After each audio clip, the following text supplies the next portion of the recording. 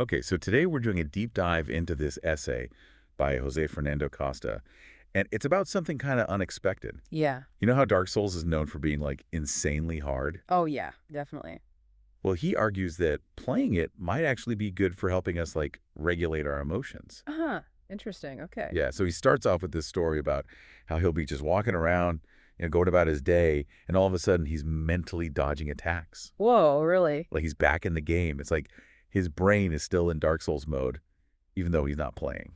I can kind of see that. Like, I've definitely had moments where I'm doing something totally normal and I'll like instinctively react like I'm still playing a game. Exactly. And it makes you think like, what kind of impact do these super intense gaming experiences have on us, even when we're not playing? Yeah, that's a really good point. Like, does it actually change how we react to things in real life?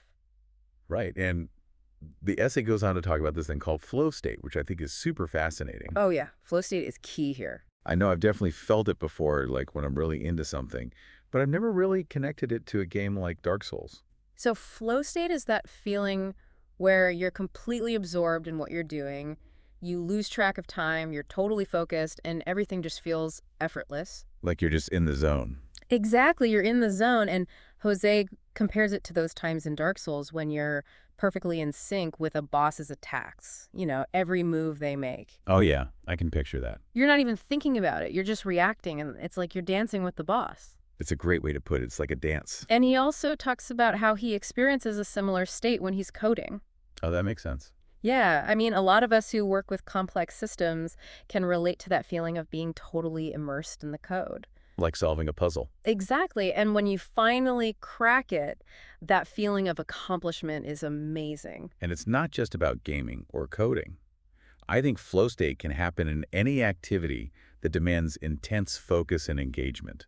Absolutely. Like when you're playing music or writing or even just having a really engaging conversation. When I'm writing, sometimes I'll get into a groove and the words just flow out of me. There you go. You're tapping into that flow state. It's like I'm not even thinking about it. I'm just letting the ideas come out. And that's the beauty of it. Flow state can happen anywhere. But here's where Jose's insights about Dark Souls get even more interesting. He points out that just like in real life, these flow states in the game are constantly being disrupted. Ugh, tell me about it. I can't even count how many times I've been totally locked into a boss fight and then the smallest thing will throw me off. Like what? Like my phone buzzing or someone calling my name. It's like my concentration just shatters. It's so frustrating. It is. And it's almost like the game is mirroring those moments in real life when we're trying to focus and then bam, something happens. Like you get hit with imposter syndrome or you have to deal with some urgent problem and your whole train of thought derails. Exactly. And Jose argues that having to deal with these constant disruptions in Dark Souls might actually be training us to handle emotional challenges in real life. That's interesting. It kind of makes sense. Like the game forces you to stay calm under pressure, adapt to unexpected situations, and learn from your mistakes.